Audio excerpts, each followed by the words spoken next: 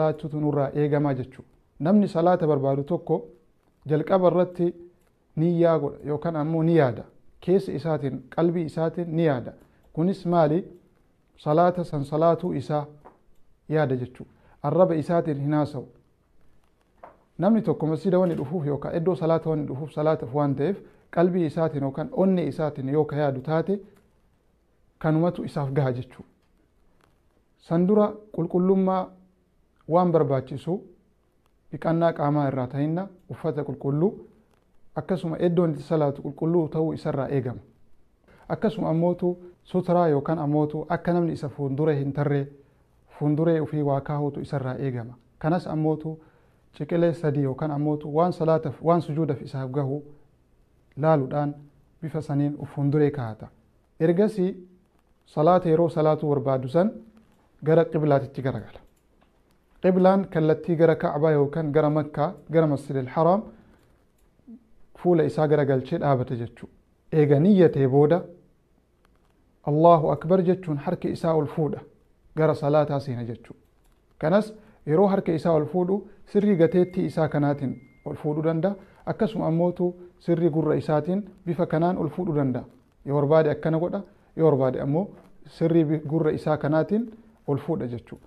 Allahu Akbar eega jedhee booda harka isaa fuudhee asirra kaa'ata, qoma isaatirra kaa'ata. Bitaa jala kaa'uudhaan mirga gubbaa oolchuun bifa kanaan qabachuu danda'a. Yoo barbaade ammoo bifa kanaan qabachuu danda'a.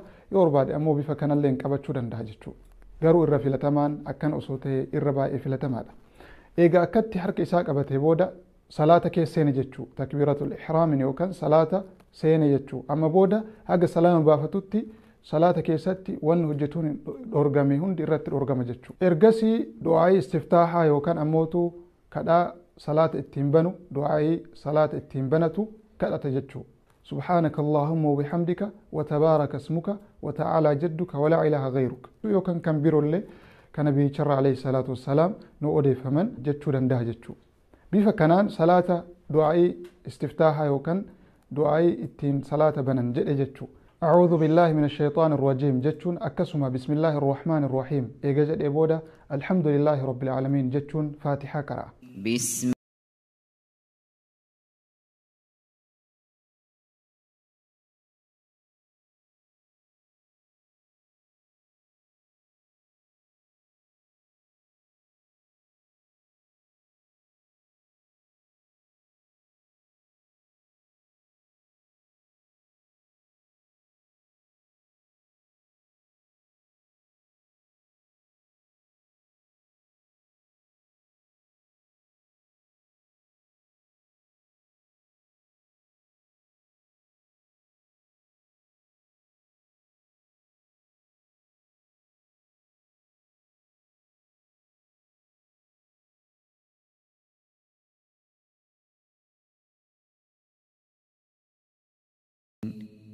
erga bifa kanaan faatihaa qara'ee booda aamiin jedhee ergasii ammootu suurawwan gaggabaabaa yookaan ayata waan rabbiin subhaanahu wa ta'aalaa qur'aan irraa isaa laaffisee qara'a. Ergasii harka isaa ol kaasuun akkuma reef jalqaba irratti godhisan yoo barbaade sirrii gateettii isaatiin yookaan ammoo sirrii gurra isaatiin harka isaa ol qabuun Allahu Akbar jechuun rukuu'a bu'a. Duuda isaatiin gadi jedha akkasuma harka isaatiin ammoo jilba qabata. Kanas yeroo rukuu'a bu'u duudi isaatiif akkasuma mataan isallee sirriitti wal qixxaa'utu isarraa eegama. Akkasuma bobaan isallee sirriitti addaan banamuu qaba. Harka isaatiin ammootu qubbiin isaa babal'isuun jilba irra kaa'ata. Yeroo kana subhaana rabbiyal aziim jechuun rabbii isaa guddisa. Subhaana rabbiyal aziim yeroo takka jechuu danda'a. Akkasuma ammootu yoo barbaade yeroo sadi jechuu danda'a. Yeroo rukuu'a bu'u kana ija isaatiin iddoo sujuudaa laaluu isarraa eegama. Bifa kanaan eega rukuu'a bu'ee booda achii rukuu'a irraa ol deebi'ee dhaabata. Kanas harka isaa ol fuudhuun akkuma reef jalqaba irratti ilaalle sirri gateetti isaatiin ol fuudhee sami Allahu liman hamida jedhee harka isaa deebisee qabata. Yoo nama duuban salaatu yookaan imaamni isa fuuldura jiru ta'e fakkeenya masjida keessatti yookaan salaatu taate imaamtichi sami Allahu liman hamida yoo jedhe inni rabbanaa walakal hamd jedha jechuu. Yoo adda jiraate ammootu sami Allahu liman hamida rabbanaa walakal hamd jechuu danda'a. Akkasuma kadhaa biroollee itti dabaluu danda'a.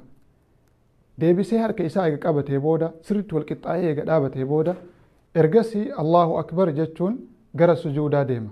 Sujuuda godha jechuu. Kanas ammootu adda ufiitiin kallacha ufiitiin lafa tuqa akkasuma funyaan ufiitiin jechuu. Yeroo sujuuda godhu kana qaama torban nabiichi alayhi salaatu wassalaam nu himan saniin godhuu qaba. Humna isaa torbanii sujuuda godha. Innis tokkoffaan adda yookaan kallachaa fi funyaan kun tokko jedhama. Inni lammaffaa harka mirgaa ganaa isaa kana lafa akkatti kaa'ata. Akkasuma sadaffaan harka bitaa isaa kana bifa kanaan lafa kaa'ata. Akkasuma jilba mirgaa isaa, akkasuma jilba bitaa isaa, akkasuma jaaffaan quba mirgaa isaa ka miilaa, akkasuma quba miilaa ka bitaa isaa lafa tuquun. Humna kanniin torbaan lafa tuquu qaba. Yeroo sujuuda godhu kana harka isaallee akkasuma bobaa isaarraa fageessutu isarraa eegama. Harka isaa kana akkuma argaa jirtanitti bal'isuutu isarraa eegama. Yeroo sujuuda bu'ee booda dhikriin inni jedhu subhaana rabbiyal a'laa jechuun yoo barbaade yeroo tokko yoo barbaade ammootu yeroo sadi irra deebi'ee subhaana rabbiyal a'laa jechuu danda'a jechuudha. Haala kanaan sujuuda godhe. Ergasii sujuudarraa ol jedhee taa'a. Kanas ammoo miila bitaa isaa jala godhuudhaan akkasuma miila mirgaa isaa dhaabuudhaan ofirra taa'a. Harka isaa diriirsee qiblatti garagalchuun jilba isaatirra kaa'ata bifuma argaa jirtan kanaan. Allahu akbar jedhee eega sujuudarraa ol jedhee taa'ee booda rabbi ghfirlii jedheetiniin du'aa'ii godha. Rabbi ghfirlii kana yoo barbaade yeroo tokko yookaan ammootu yeroo sadi jechuun irra filatamaadha. Rabbi ghfirlii rabbi ghfirlii rabbi ghfirlii jedha jechuu. Ergasii ammoo Allahu akbar jechuun sujuuda lammataa godha. Sujuuda lammataa bifuma reef jenne saniin haaluma saniin Allahu akbar jedhee eega sujuuda godhee booda subhaana rabbiyal a'laa isa jedhu yeroo tokko yookaan yoo barbaade yeroo sadi jedha jechuu. Ergasii raka'aa lammataatiif ol ka'ee dhaabata. Allahu akbar jedhuun harka isaa fuudhee qoma isaatirra kaawata. Bifuma reef raka'aa awwalaatirratti jenne saniin jechuu. Haaluma raka'aa awwalaa saniin faatihaa eega qara'ee booda ergasii ammootu suuraa yookaan aayawwan gaggabaabaa rabbiin isaa laaffise eega qara'ee booda deebi'ee rukuu'a godha. Rukuu'a bifuma haaluma reef jenne saniin godhee achirraa rukuu'a irraas ol jedhee sami Allahu liman hamida eega jedhee booda deebisee sujuudallee godha.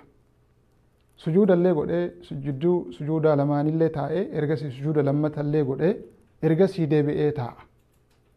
Yeroo deebi'ee taa'u kana quba isaa yookaan miila qubaa isaa kan mirgaa gadhaabuun akkasuma miila bitaa of jala godhuun irra taa'a. Yeroo kana teessuma jalqabaa yookaan tashahuda jalqabaa taa'a. Akkaataa teessuma kanaatiin erga taa'ee booda quba isaa ka mul'istuu ol baasuun akkuma argaa jirtan kanatti gara qiblaa qajeelchuun akkasuma quba ofii ilaaluudhaan tashahuda yookaan attahiyaatuun qara'a.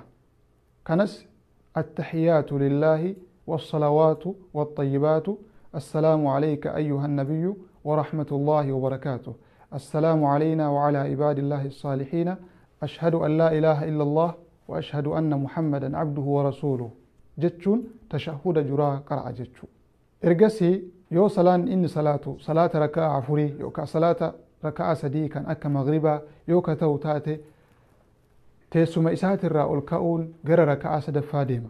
Kanas teessuma isaatirraa ol jedhu Allahu akbar jechuun harka isaa bifa jalqaba awwala salaata ittiin seeneen gateetti isaatiin yookaan ammootu sirri gurra isaatiin ol kaasuun Allahu akbar eega jedhee booda harka isaa deebisee qoma isaatirra kaawwata. Ergasii faatihaa qara'a. Bifuma reef raka'aa awwalaatiif lammataa laallisaniin raka'aa sadaffallee salaata. Yoo magriba ta'e raka'aa sadaffaa saniin ni xumura jechuudha. Yoo ka afuraffaa qabu ka akka salaata zuhurii yookaan asrii yookaan ammoo ishaa'ii yoo ka ta'u taate eega raka'aa afuraffaa bifuma reef jenne saniin xumuree booda sujuuda lamaan godhee raka'aa afuraffaa irratti geessee sujuuda lammataa irraa ol jedhee taa'ee kun ammoo tashahuda dhumaa yookaan teessuma isa dhumaa taa'a jechuudha. Quba isaa kan miilaa kan mirgaa gad dhaabuudhaan akkasuma ammootu miila isaa ka bitaa jala seensisuudhaan lafarra taa'a akkuma argaa jirtan kanaan. Bifuma kanaan attahiyaatuun qara'a akkuma jalqaba qara'isanitti jechuudha. Akkana jechuun attahiyaatu lillaahi wassalawaatu waxayyibaatu السلام عليك أيها النبي ورحمة الله وبركاته السلام علينا وعلى عباد الله الصالحين أشهد أن لا إله إلا الله وأشهد أن محمدا عبده ورسوله إرقسي اتئانس نبي شرت عليه الصلاة والسلام صلوات بوسى كنس اللهم صل على محمد وعلى آل محمد كما صليت على إبراهيم وعلى آل إبراهيم إنك حميد مجيد وبارك على محمد وعلى آل محمد كما باركت على إبراهيم وعلى آل إبراهيم إنك حميد مجيد جتون نبي شرت عليه الصلاة والسلام صلوات وكان نجاه بوسى إرجسي تأنسون دعائي في قرؤوا دندها كيستو كنبي شر عليه الصلاة والسلام ندفن كأك عذاب قبري إراء كسم إبد جهنم إراء مجنفتش ربي مجنفتش اللهم إني أعوذ بك من عذاب جهنم ومن عذاب القبر ومن فتنة المحيا والممات ومن فتنة المسيح الدجال جد إفها ربي تمجنفتا أكسم دعائي في كربي سبحانه وتعالى إسالا فيسه كالأجو دندا يرو دعائي قد كان يور بعد قبا إسا كان سوچوس هندي دندا يرو كان إجا إساتين قبا إسا كان لالا إدو سجوده الله جتشو قبا إسا كان لالا حال مكانان السلام عليكم ورحمة الله جتشون قرى مرقا قرى أكسم السلام عليكم ورحمة الله جتشون قرى بتا قرى قلا بفا كانان صلاة أموري جدما ربي سبحانه وتعالى صلاة ربي برتي كيبلمتي فرأتم أرقدت ربي إنه هاقولوا هذا والله أعلم وصلى الله وسلم بارك على نبينا محمد وعلى آله وصحبه أجمعين والسلام عليكم ورحمة الله وبركاته.